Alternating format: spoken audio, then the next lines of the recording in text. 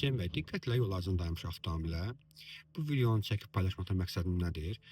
Bir çox insanlar düşünürlər ki, yolda dayanmaq, durmaq qadağandır nişanı yoxdursa, yəni 3.27 dayanmaq qadağandır nişanı yoxdursa, elə bilirlər ki, orada dayanma, durma icazə verilir. Amma belə deyil.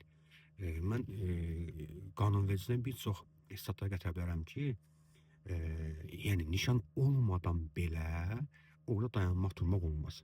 Bax, burada bu Niva avtomobili qaydaları pozur. Niyə? Yol ayrıcından 5 metr gözləmək lazım. Yəni kəsişmələrdən 5 metr gözləmək lazımdır. Bax, bizim dayandığımız hissə, görsən yol ayrıcı hardadır?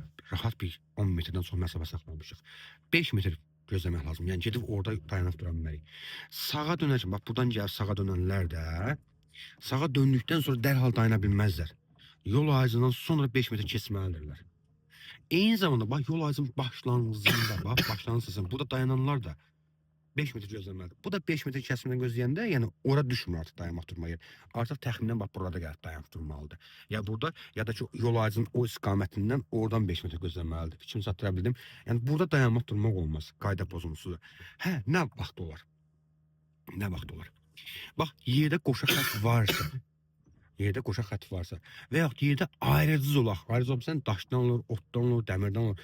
Yolda ayrıcı zolaq varsa, hə, bu zaman orada dayanıb dura bilər. Kəsmədən 5 metr gözləməyə ehtiyac yoxdur. Amma indi olmaz. Bizə niyə olmaz? Təsəvvür et ki, uzun ölçülü bir nəqliyyat vasitəsidir. 24 uzun ölçülü nəqliyyat vasitəsi nasıldır? 24 metrdən uzunluğu artıq olan avtomobillər. 24 metr uzunluqda maşın gəlib bax o istiqamətdən dönməyəcək sola. Artıq o avtomobil nümayişə edəcək. Ona görə də qayda pozuntusudur. Kəsişmələrdən 5 metr gözləmək lazımdır. Qoşa xətt olsa yenə olmazdı. Bizə niyə? Çünki zaten uzun ölçülü nəqliyyat vasitəsinin icazəsi yoxdur ki, qoşa xətt tapdalasın keçsin bu tərəfə. Aydındır. Və yaxud ayrıcı zolaq vursun dağılsın keçsin bu tərəfə. Yəni ayrıcı zolaq, qoşa xətt varsa 5 metr gözləməyə ehtiyac yoxdur kəsişmədə. Hansı ki, orada dayanlardan söhbət gedir. Amma biz yenə də gözləməliyik. Bax, biz yenə də 5 metr gözləməliyik. Burada qoşa xətt olsaydı əgər, biz yenə 5 metr kəsmədən gözləməliyik. Eyni zamanda bizim avtomobilimizin sol küncündən xəttə, bütöv xəttə kimi 3 metr məsafə yoxsa yenə dayanmaq durmaq olmaz. Fikir versən, buradan da 3 metr məsafə olmalıdır. Bizə niyə? Bax, təsəvvür et ki, orada 2 zolaq var da. Düz görürsən, 2 zolaq gəlişdi, 2 zolaq gəlişdi. O Nivanın deməli sol tərəfində bütöv xətt var. Bir dənə zolaq budur.